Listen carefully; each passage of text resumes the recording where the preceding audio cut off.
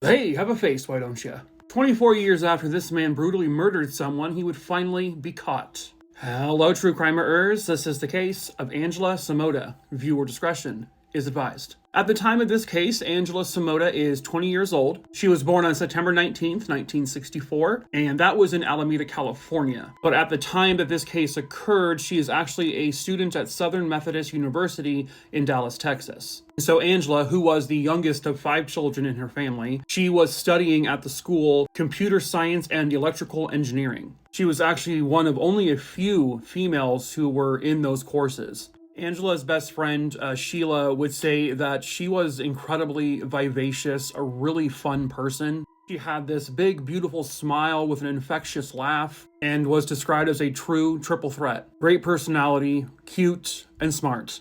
Angela's life would come to a very tragic end in 1984. It was the evening of October 13th.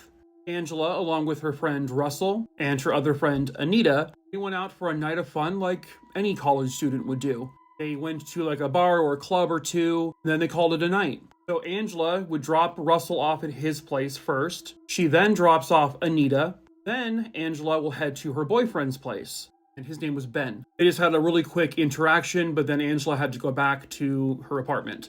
Angela then calls her boyfriend at about 1:45 a.m. And he didn't really know it, but at the time, it would be the final moments he ever spoke to her.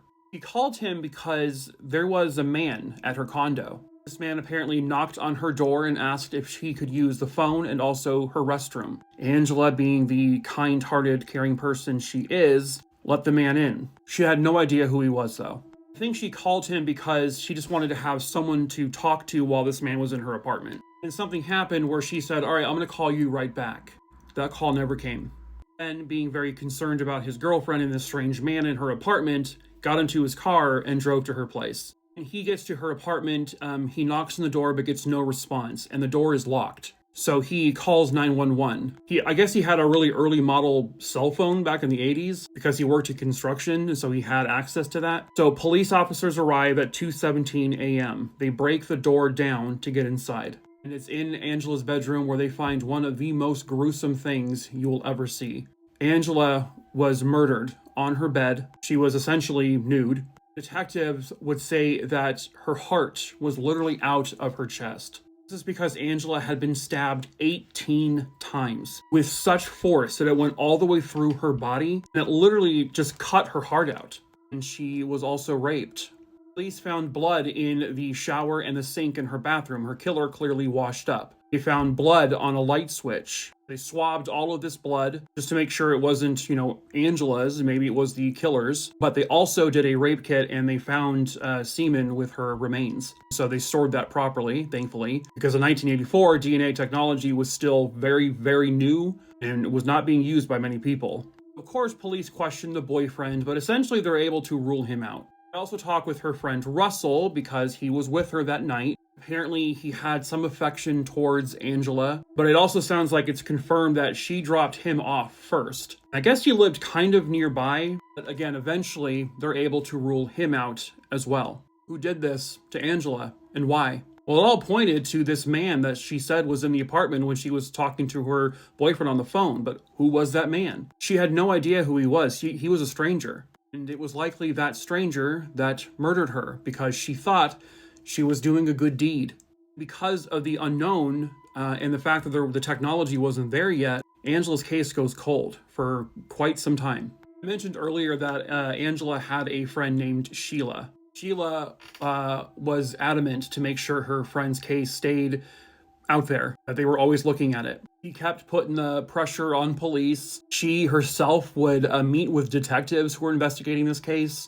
As the years and the decades go by, Sheila is no one's calling her back. Detective, she says she probably called over 700 times over the years, but it got to a point where no one responded to her. Eventually, Sheila becomes a private investigator inspired by this case. In the early 2000s, when she is reaching out to detectives about, hey, listen, what can we test now for DNA? Well, they told her, well, we lost everything in a flood. It's all gone. And that was a devastating blow. But thankfully, it turns out they were mistaken. They still had Angie's fingernail clippings, and they still had a sample of the semen. It wouldn't be until 2008 when they finally were able to get the testing approved. and they got a match. Sheila was sure it was actually going to match Russell, the friend. For a long, long time, she truly believed it was him, despite police basically saying, he's not the guy. They didn't know that for sure, though, but it wasn't him.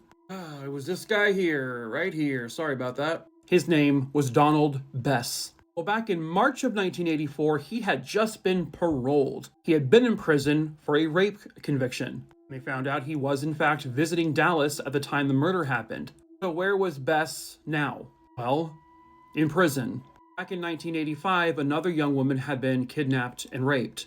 So he was sentenced to life in prison for that. They did procure another DNA sample directly from him just to be safe, and confirmed that the DNA found with the fingernails, the DNA from the semen, was a match to Donald Bess. He was Angela's killer. He was a complete and utter stranger to her. He likely followed her, stalked her maybe, saw her walking towards her apartment that night, followed her, took advantage of her kindness. June 18th, 2010, Donald Bess would be found guilty of the murder of Angela Samota, and he was sentenced to death.